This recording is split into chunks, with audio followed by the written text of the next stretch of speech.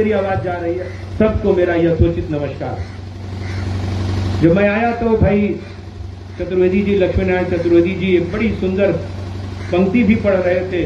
अचानक उसी समय मुझे भी लगा कि कुछ कहना चाहिए, क्योंकि मौसम न तो राजनीति का है यहाँ पे, अभी न कोई 1-2 महीने में कोई चुनाव है, फिर भी हम सब खादी देशधारी खादी कपड़े पहने हुए लोग आपके बीच में क्यों आए। हालात ने मजबूर किया कि जालौन की धरती पर चले और कुछ कहें। बरबस ही मुनव्वर राणा की कुछ पंक्तियां याद आ गई कि अब नए कमरों में चीजें पुरानी कौन रखता है, अब नए कमरों में चीजें पुरानी कौन रखता है, अब शहरों में परिंदों के लिए पानी कौन रखता है। वो तो हम ही थे जो थामे रहे गिरती दीवार को, वरना इतने सलीके से बुजुर्गों की निशानी कौन रखता है। आज हिंदुस्तान की दीवार गिर रही है, इसलिए कांग्रेस के लोग उस दीवार को थामने के लिए, उस मजबूत दीवार को और मजबूत करने के लिए जालौन की धरती से आवाज उठाने के लिए आपके बीच में हम आए हैं। हम आपके बीच में आए ये भी नहीं कहना चाहते कि जो किसी के 3 बिल आए हैं, 26 सितंबर 2020 को शाम 6:30 बजे एक विधेयक पहुंचता है राष्ट्रपति भवन में, महामहिम राष्ट्रपति की दस्तखत होती है शाम 6:30 बजे 27 सितंबर के दिन। और उसी क्षण जो काली, अभी जिनके चेहरे पर दाढ़ी नहीं आई, जिनके चेहरे पर भी काली दाढ़ी, कुछ लोगों के चेहरे पर सफेद दाढ़ी, कुछ के चेहरे जो चमक रहे हैं, कुछ के चेहरों पर झुर्रियां पड़ गई हैं, एक साथ सारे लोगों को एक कतार में खड़ा कर बंधुआ मजदूरी की ओर ले जा रहे, इसलिए हम खड़े होने आपके बीच में आए हैं। उस महामहिम राष्ट्रपति की कलम चली और उसी क्षण प्रियंका राहुल की जुबान चलनी शुरू हुई और कांग्रेसियों के कदम भी आप लोगों के बीच निकल पड़े कि हिंदुस्तान का मुस्तकबिल किसान संवार सकता है, कोई नेता, अधिकारी, व्यापारी, वकील, डॉक्टर नहीं संभाल सकता। इसलिए उन किसानों के साथ आज हम खड़े हैं, मैं आज ये नहीं कहने आया आपसे कि यहाँ से निकल कर जाइए और जालौन के मुख्यालय पर जिलाधिकारी का घेराव कर दीजिए। मैं ये भी नहीं कहता कि यहाँ से निकल कर जाइए और नेशनल हाईवे आप जाम कर दीजिए, लेकिन इतनी इंतजार जरूर करूंगा, इतना मिन्नत समाजत विनती जरूर करूंगा कि अगर पंजाब का किसान सिंधु बॉर्डर पर है, सहारनपुर, मुजफ्फरनगर, मेरठ, बागपत, गाजियाबाद, रामपुर, हरियाणा से रोहतक से, राजस्थान, हरियाणा और मध्य प्रदेश और छत्तीसगढ़ का किसान अगर दिल्ली की सीमा पर है, तो कम से कम आज कल का सूरज निकलने के बाद भारतीय जनता पार्टी के लोग आपके सामने आए, भारतीय जनता पार्टी के लोगों की विचारधारा के लोग आपके सामने आए, तो उन किसानों के साथ खड़े होकर उनके मुंह बंद करने का काम तो कम से कम आप कर सकते हैं। जिस दिन मुंह बंद करने का काम कर लेंगे, उसी दिन दिल्ली तक आपकी आवाज पहुंच जाएगी और नरेंद्र मोदी को वो तीनों काला कानून वापस लेना होगा। कम से कम आप इतना तो जरूर कर सकते हैं, लेकिन जानना होगा, आपको पढ़ना होगा, लोगों को सुनना होगा, समाचार पत्र में नहीं देखने को मिलेगा और बिकी हुई इस गोदी मीडिया को देखने से नहीं मिलेगा।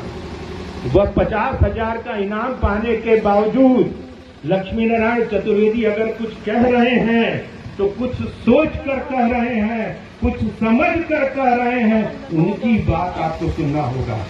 अगर मैं यहाँ से 300-400 किलोमीटर दूर बनारस से लखनऊ चला, लखनऊ से चलकर आपके बीच में आया, तो सिर्फ इसलिए आया कि आने वाले दिनों में हम आप लोग गुलामी की ओर न जाएं। 3 कानून पास हुए। पहले कानून के अंतर्गत रहने दो, कहा गया कि यह मील का पत्थर साबित होगा हिंदुस्तान के लिए और हिंदुस्तान के किसानों का मुस्तकबिल, हिंदुस्तान के किसानों का भविष्य सुधर जाएगा।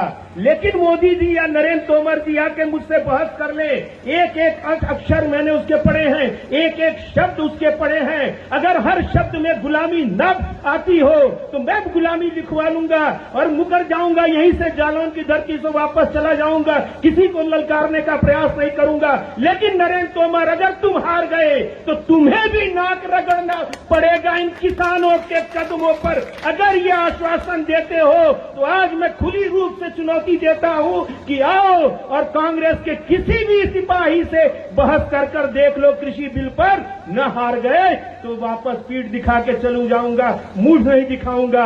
आप सब लोगों के सामने व्यवहारिक बातें मैं करना चाहता हूं। व्यवहारिक बात उसमें आता है कॉन्ट्रैक्ट फार्मिंग, यही शब्द है ना लक्ष्मी भैया, कॉन्ट्रैक्ट फार्मिंग। याद कर लीजिएगा 1917 का आंदोलन, जब चंपारण में नील की खेती हुआ करती थी, महात्मा गांधी जहां से उनको महात्मा की उपाधि उसके बाद ही मिली थी। जब वो जाते हैं, कॉन्ट्रैक्ट मतलब मसौदा तैयार किया जाएगा और उस मसौदे के अंतर्गत जो आपको निर्देश दिया जाएगा वही उपज पैदा करेंगे। आप चना नहीं उगा सकते, आप अपनी मर्जी से मटर नहीं पैदा कर सकते, आप अपनी इच्छा से गेहूं, सरसों, दलहन, तिलहन की फसल नहीं कर सकते। आपकी जमीन, व्यवहारिक रूप से कहना चाहता हूं, आपने तो अध्ययन किया होगा कि ये जो बाउंड्री घेरी है, मान लीजिए 100 बीघे की बाउंड्री है, यह 100 बीघे की बाउंड्री कल एक्वायर की जाएगी, उद्योगपति को भारत सरकार के द्वारा उनको दे दी जाएगी।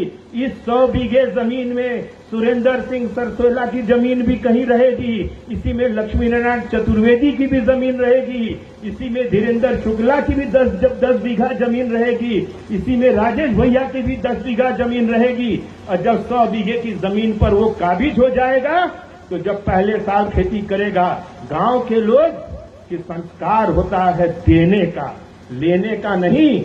और हम सब जानते हैं कि सड़क के किनारे, पगडंडी के किनारे अगर मटर का खेत है तो किनारे के 10 फीट की मटर ऐसे ही उखड़ जाती है। गन्ने की अगर कहीं फसल हो रही है तो लड़का लोटा लेकर निकलता है, आदमी लोटा लेकर निकलता है गांव में, और एक गन्ना खींचता है, चूहते हुए जाता है और चूहते हुए आता है। लेकिन गांव का किसान कभी मना नहीं करता। उधर से किसी का गाय आ गई, किसी का बैल आ गया, किसी का सांड आ गई तो लाठी लेके भगा देता है, और दूसरे का भी खेत न चरने पाए उसको भी रोकने का प्रयास करता है। लेकिन अपना नुकसान सहकर दूसरे का फायदा करता है। लेकिन जिस दिन आप पर मसौदा तैयार हो जाएगा, कॉन्ट्रैक्ट फार्मिंग में जमीन कम से कम 12 साल के लिए आपकी जमीन उस उद्योगपति के हवाले कर दी जाएगी। पहले साल नुकसान होगा, घाटा किसान सह सकता है, व्यापारी घाटा नहीं सह सकता। दूसरे साल वो बाउंड्री बनवा देगा। हमारी आपकी इतनी हैसियत नहीं हुआ करती, क्यों चाचा, हमारी आपकी इतनी हैसियत नहीं हो सकती कि तार की भी बाउंड्री घरवा दे।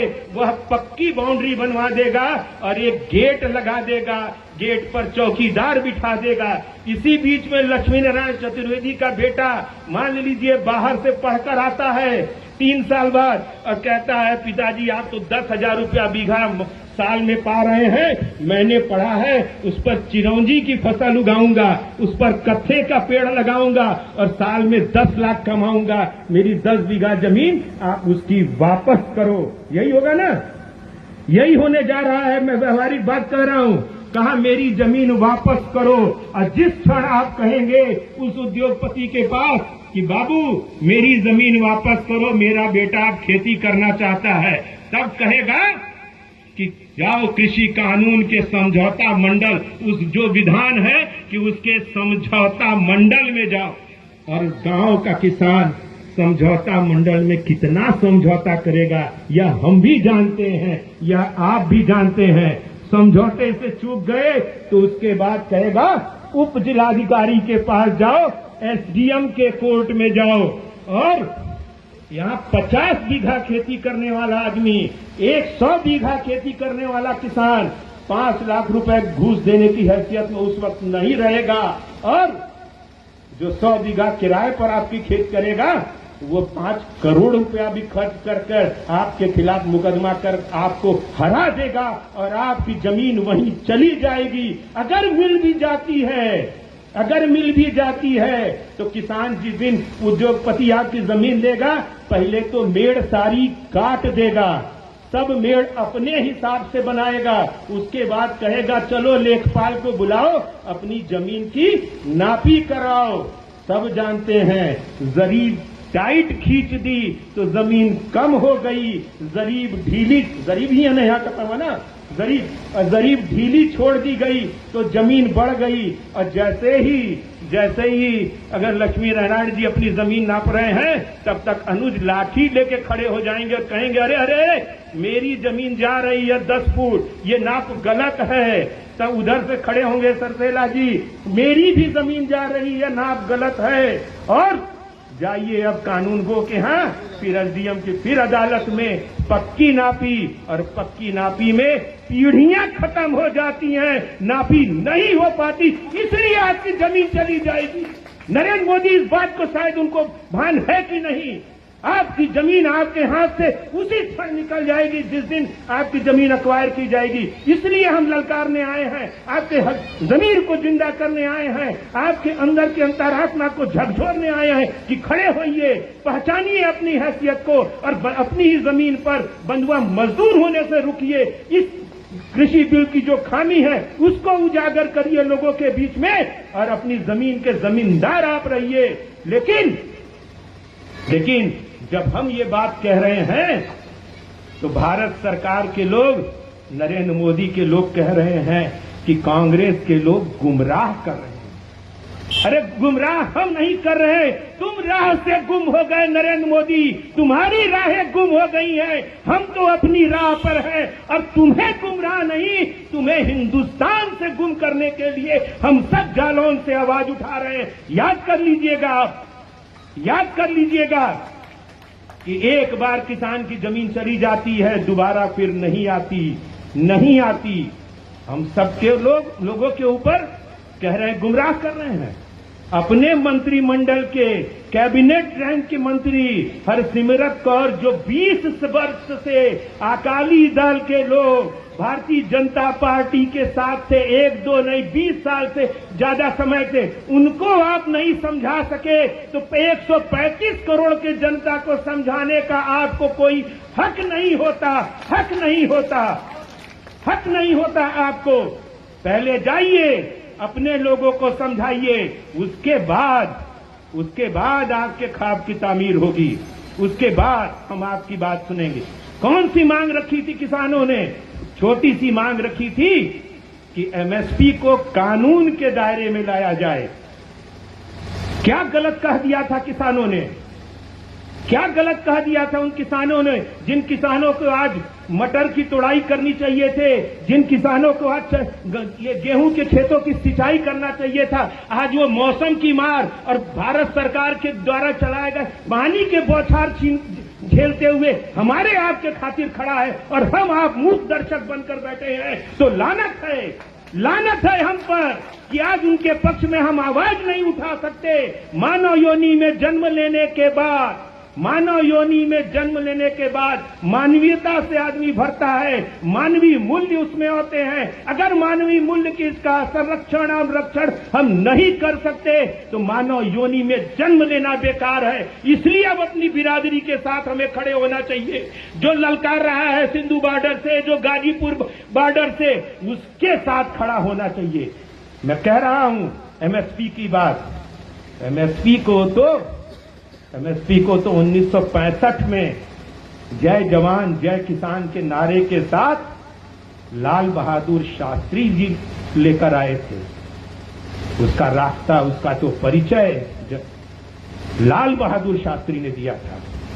और उस वक्त देखा कि किसान के श्रम का मूल्य, उसके जमीन की कुछ लागत, खाद की कीमत, पनिकर की कीमत, कहीं डीजल से भराई, कहीं बिजली से भराई, मजदूरी, खाद, बीज की कीमतों को जोड़कर एक न्यूनतम समर्थन मूल्य निकाल दिया जाए, जिससे कि महंगाई भी बहुत न बढ़े, किसान को भी अपने उपज का कुछ हिस्सा मिल जाया करे। इन बातों को लेकर एक मसौदा तैयार किया 1965 में, और जिसको 1966-67 में हरित क्रांति के नारे के साथ इंदिरा जी ने लागू किया था। और किसानों को विरोधी होने की बात तो हम पर चतुर्वेदी जी लगाई जा रही है। अरे नरेंद्र मोदी किसानों के हक में अपनी पहली पंचवर्षीय योजना पंडित जी ने दे दी थी, दूसरी पंचवर्षीय योजना भी कृषि के हवाले कर दिया था, और आज उसी कृषि के हवाले करने वाली योजनाओं के तहत आज किसान खड़ा होकर कह रहा है कि एमएसपी को कानून के दायरे में लाया जाए।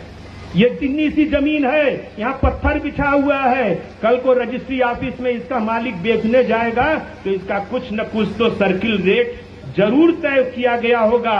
इस धनतौली गांव की पर बीघा जमीन का कुछ न कुछ तो सर्किल रेट जरूर तय किया गया होगा।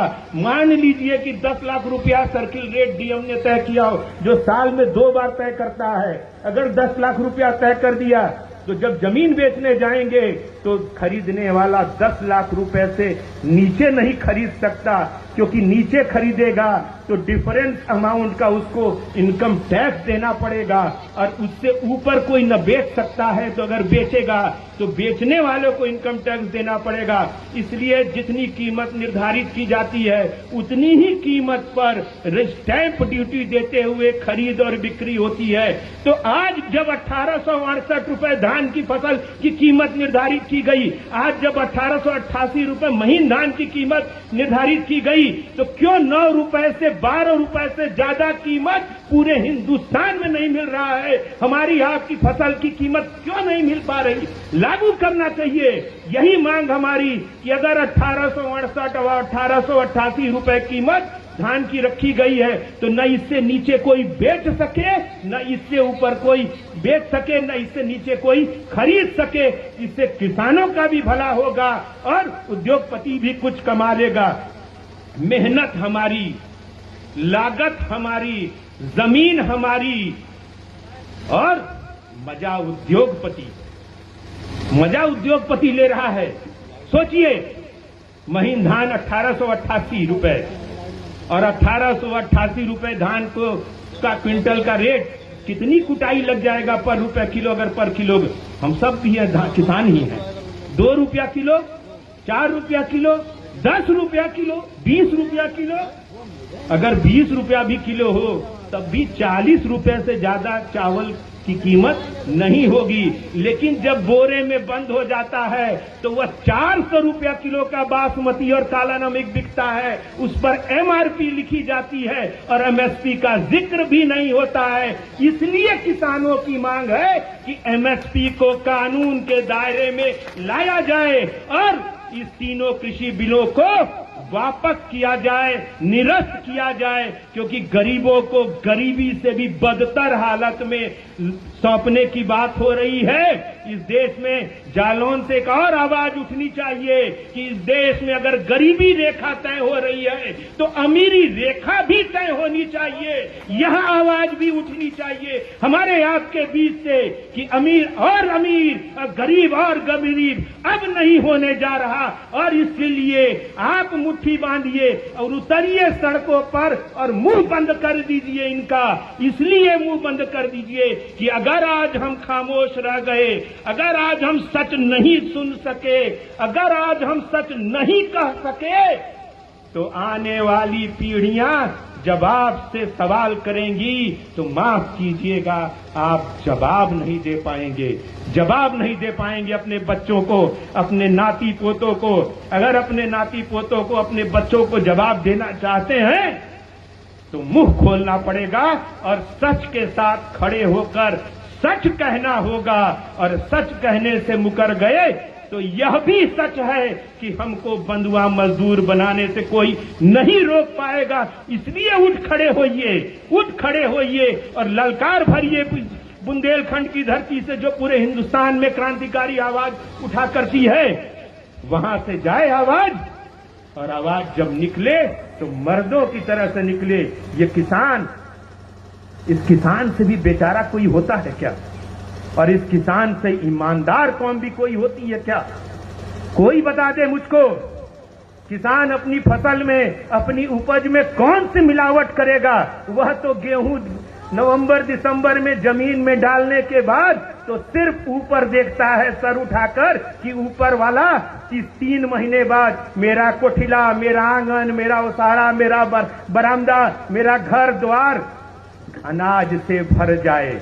वो कौन सी मिलावट करेगा? वह कौन सी मिलावट करेगा? किसान से भी ईमानदार कौन कोई होती क्या है? कोई होती है? वह धरती का सीना चीरता है, पसीने की बूंदों से फसल को सींचता है और हमारे आपकी भूख, हमारी आपकी क्षुधा को शांत करता है। और जब भूख शांत हो जाती है, क्षुधा समाप्त हो जाती है, तो नरेंद्र मोदी की तरह आप ही के सामने आकर खड़ा होकर और आप ही से कहते हैं कि अब हो गया आपका काम खत्म। अरे मोदी जी का भाषण सुन लीजिए। आप सब लोग याद कर लीजिए 2014 और 2019 आप सबके सामने भारतीय जनता पार्टी के लोग और उसकी विचारधारा के लोग हाथ जोड़कर, सर झुकाकर, घुटने के बल पर बैठकर आपसे वोट मांग रहे थे। ये अमित यहीं से सलाम करता हूं राकेश टिकैत को कि जमे हुए हैं वो बुजुर्ग किसान, वो बच्चे, महिलाएं, अपने पूरे परिवार को लेकर कि 57 लोगों की मौत हो गई, लेकिन वह घर जाने को वापस नहीं है कि जब तक ये कानून वापस नहीं हो जाता। और हम सब घर से निकलकर बीजेपी के लोगों का मुंह नहीं बंद कर सकते हैं। तो लानत है ऐसे शरीर पाने पर, चाहे हम हो, चाहे ये मंच पर बैठे कोई हो, चाहे दाहिने बैठे हो, बाएं बैठे हो, सामने बैठे हो। लगे बुरा अगर आपको तो लगा करे, लेकिन सच यही है।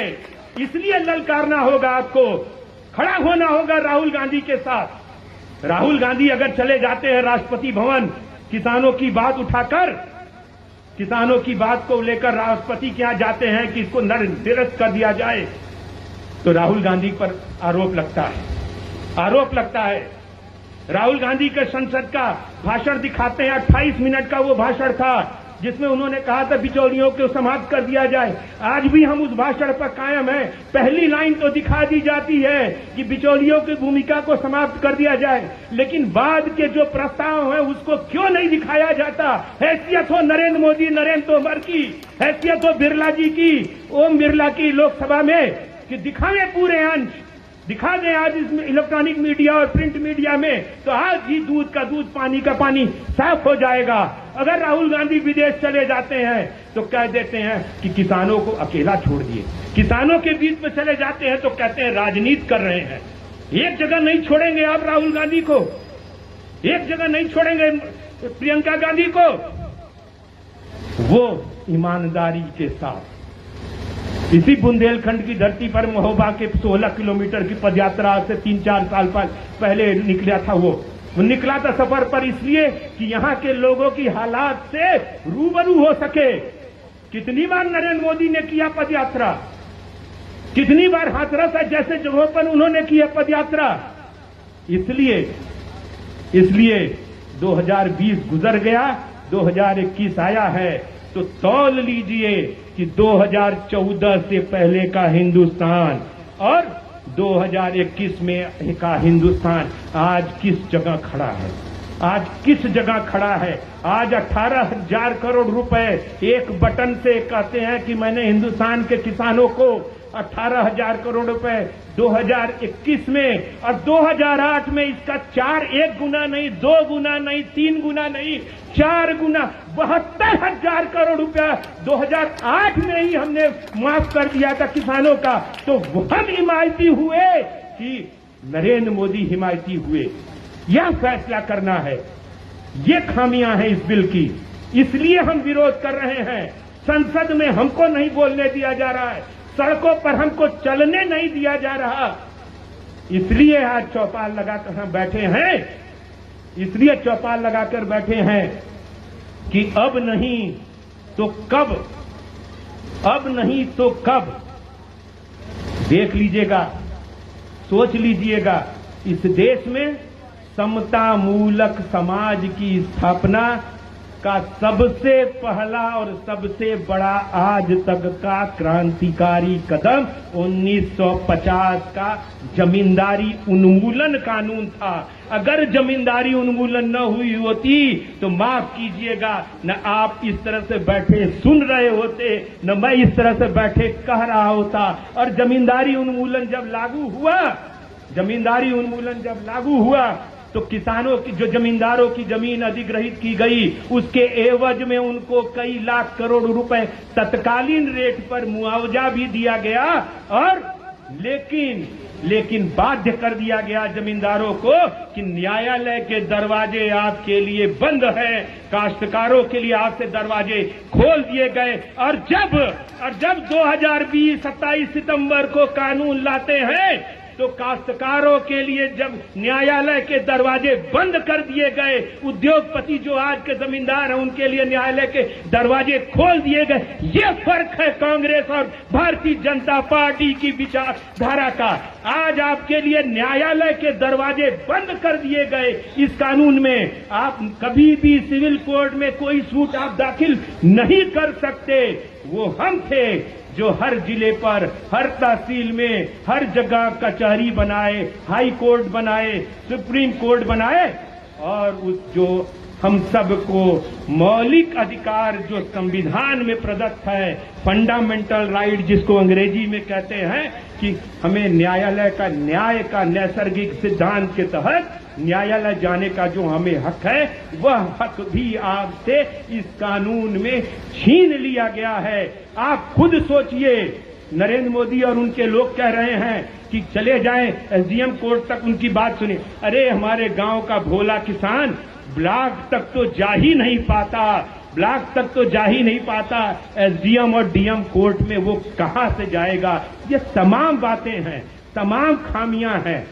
इसके लिए मैं फिर दोहरा रहा हूं कि मत निकलिए सड़क पर आंदोलन करने, मत जाइए डीएम का घेराव करने, ज्ञापन देने। लेकिन भारतीय जनता पार्टी या उसकी विचारधारा का कोई आदमी भी सड़क पर चलता हुआ दिखाए, चट्टी पे, चौराहे पे, पान की दुकान पे, चाय की दुकान पर, कहीं भी, तो जैसे ही वो छेड़े कृषि बिल तो उसका मुंह नोचने का आप काम कर लीजिए कि हम बंधुआ मजदूर नहीं बनेंगे। हम आज उन किसानों के साथ हैं जो हमारे लिए अपनी जान भी गवाकर, 1.1 के टेम्परेचर पर भी, यहाँ तो पसीना छू रहा है और वहाँ जाड़े में सर्दी पड़ रही है, उस जगह पर भी पानी बरस रहा है, रात में कोहरा हो जा रहा है, वह उसी तिरपाल में बैठे हैं, पानी में पैर डालकर भींगे पैर बैठे हैं। लेकिन वो वापस नहीं जा रहे, इसलिए नहीं जा रहे कि हम आप कहीं से असुरक्षित न हो जाएं आने वाले दिनों में,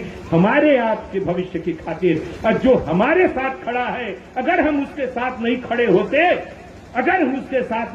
होते तो इससे ज्यादा बेगैरत वाली बात कौन सी होगी। और आने वाली पीढ़ियां हमको ना कोसे, ना दुत्कारे। इसलिए आज कृषि बिल के विरोध में आप सब खड़े हो, हाथ जोड़कर आपसे इल्तिजा है कि इनका मुंह बंद करिए, ताकि आने वाले दिनों में हम सबका भविष्य सुरक्षित रह सके, यह हिंदुस्तान सुरक्षित रख सके। आपने मेरी बात सुना, बहुत बहुत शुक्रिया, धन्यवाद, जय हिंद।